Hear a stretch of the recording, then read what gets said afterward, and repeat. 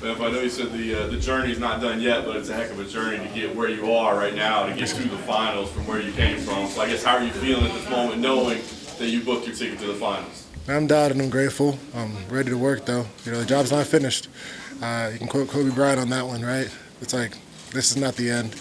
I said challenger to champion before I signed with the PFL, right when I signed with them. So that's what I'm here to do, go claim that victory in the title.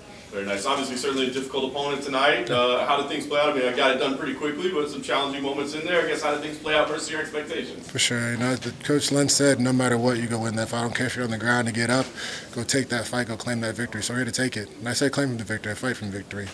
So that's what I was here to do. Nice.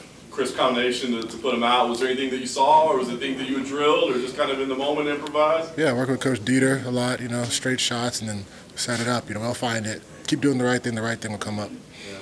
Obviously you had your struggles a year ago, 2 years ago, right now, this amazing run that you've been on. I mean, is it as simple as a weight class change, healthier, or is there more to it, something that really clicked to get you where you are now?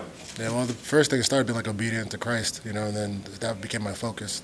And when when I started following my faith truly and being real about it, it helped me focus on what my coaches were telling me to do, because I just realized they're here to make me better. And I had to own up, to where I was falling short in training and picking up. Of course, I always train, stay in the gym, but the lack of focus was probably taken away from where I needed to be. So we're focused, we're dialed in. I had a football coach in college, and he told me, he said, the most dangerous imp is the most focused imp. And he was get in my face. And he was right. So I decided to be focused on, focus on my faith, focus on what my coaches have to tell me, and, man, making myself as tired as I possibly can in training and go claim these victories. That's awesome. Last thing for me. What's the plan now, right? Because you've been on incredibly busy. I imagine you might like a little bit of time off, but as you said, there's work to be done, right? So is it let's take a break, let's heal up a little bit, let's rest, or is it right back in the gym? How do you get yourself ready for this finals? Well, I have teammates to help next week. Some of them are fighting on the Bellator card, so I'm going to be there for them, but I'll be training all week and then get back to it. Hang out with my parents, they're here. Thank God. I'm going to go to church on Sunday and keep it going. What's up, Amy? Did you send a little bit of a message to the guys backstage? We got to see their reaction to your first round. Oh, yeah, for sure. I just want to fight. I want to fight the best one, whether it's Josh or Flores. I think they're both good fighters. They both have their strengths, and you have to earn your championships. You don't want to fight the people who people think are okay, because it's stupid to say some guy's a bum. Nobody's a bum, and neither one of them are. They both got here and they earned it. Right? They did the right things. They stayed in the season, and they both deserve to be here. And I'll be honored to fight either one of them. Seems like you had a little bit of a conversation with Martin in the cage afterwards. Can you share what you guys talked about? Yeah, Martin has a six-week-old baby. Funny enough, when I fought in Vegas against Corey Hendricks, Martin and I were talking. We were never going to fight. I was alternate. I was a showcase. But we were talking in general. He was talking about how he trained it when Kill Cliff was Black Zillions at the time a little bit. So he knew some of the coaches said to say hello. And I just asked what's going on in his life, and he said he had a kid on the way. So God bless him and his family. I know that's real important to him. And he just said she's 6 weeks old. So congratulations to him. I know you said you were going to claim that victory, but did you think it would be in the first round and how it went? Yeah, for sure. I said it would be in the first round. I expected it myself. Talking to my pastor, I met with him before, and he said, expect a battle, expect a victory, but don't expect a victory without a battle. And I figured he's going to come fight. I like that. I say I like how he comes to fight. He's trying to throw jump knees and do things he's trying to find a way to win. So I respect it. So I knew there was going to be a battle. I just knew I had to, control the reins of the dark horse and lead him. What's up, Impa? Over Hey, there, man. what's up, Don? Congratulations on the win, man. How are you? I'm doing great, man. Love to see you win. Thank you. But obviously, you got the first round knockout. You said that's what you were looking for. Were you expecting Martin to come out the way he did? And is this the first walk-off knockout you've had in your career? It's the first walk-off knockout. I expected Martin to come to fight for sure. He's a good fighter. Got me in positions that weren't the best. So I had to stay composed, be disciplined, and get back to it. But I expected that. He's a good coach. He has good coaching. He's a good fighter, so I expect that out of him. And then I kind of also want to touch again on your faith, because you've had your ups and downs in your career.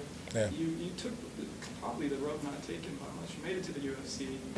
You got let go, and then now you're doing your thing in the PFL, man. How important has your faith been in guiding you on this journey? Well, for sure. I give a lot of credit to Coach Lenz, too.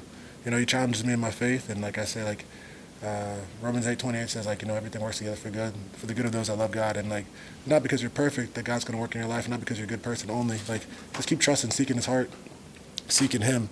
And it was actually my fight before Tim Karen. Coach Lenz was getting on me, and Coach Dieter too, and Delano was there, and I was kind of losing my cool.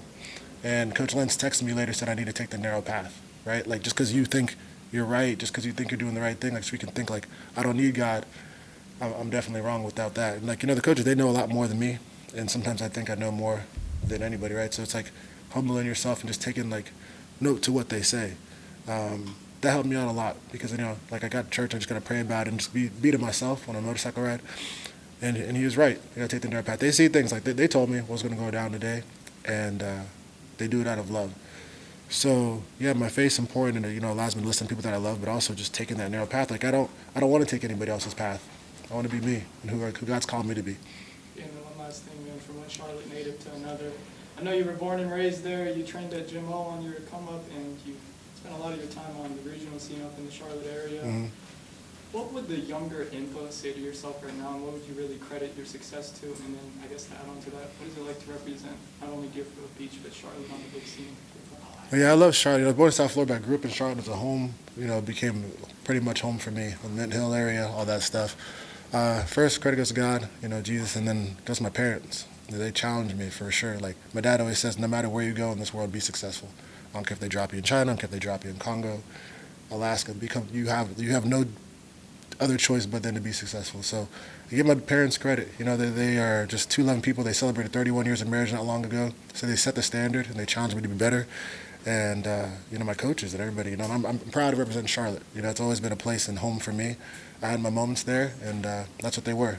So just grateful for all the people that God's put in my life. And like I said, like Coach Jones, I texted him when I first came down to South Florida, and he just said, he welcomed me with open arms. And then I met Coach Lenz and I met Coach Dieter and everybody else at the gym. So I have a lot of support. Tato back there, he was there when I got knocked out by Buckley, right? And he just gave me a handshake and said he'd be all right. And to see him here means a lot. It's cool because, you can stop at those moments and think it's over and be like, okay, you did it, but that wasn't it. Awesome, congratulations, God bless. Thank you, you too. Yeah, but when you scored the knockout Yes, sir. today, there was a little bit, it looked like maybe a little bit of a dispute from your opponent. Maybe thought it was stopped a little bit too early. What were your thoughts on that? Did you think it was the right stoppage?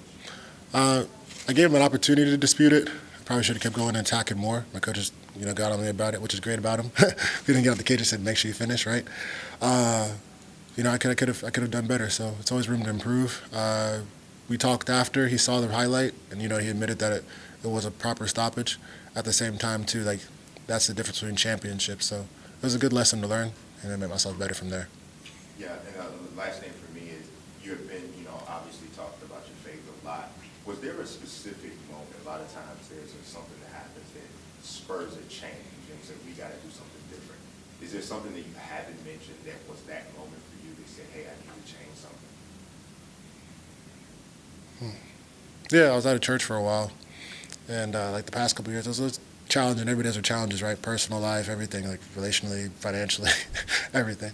And I just stopped going to church. I didn't really want to go, and one of my teammates invited me. He's Phil Hawes, and we used to just go back and forth all the time, which is funny. He invited me, but he brought me to this church called Journey Church in Lake Worth, and I started going. I kind of get out of it, and I didn't really care. But I never let God go, but I just didn't want to be around the community. And I got in the community, people who challenged me to be better, and I was just gonna go to church by myself and just sit and think about what God's gonna do. And over time, just kept getting around positive people, listening, staying after church, just sitting there because I really didn't know what to do. Didn't have the money to go anywhere else either. So that was kind of that. When I first got to the gym, it was just like injury, loss of fight, release from the UFC. Didn't understand what was going on, but stayed the course. And I just went to that church and just got around the right people, and it helped change my life. Thank you. Cool. All good. Thank you. Sir. Appreciate you.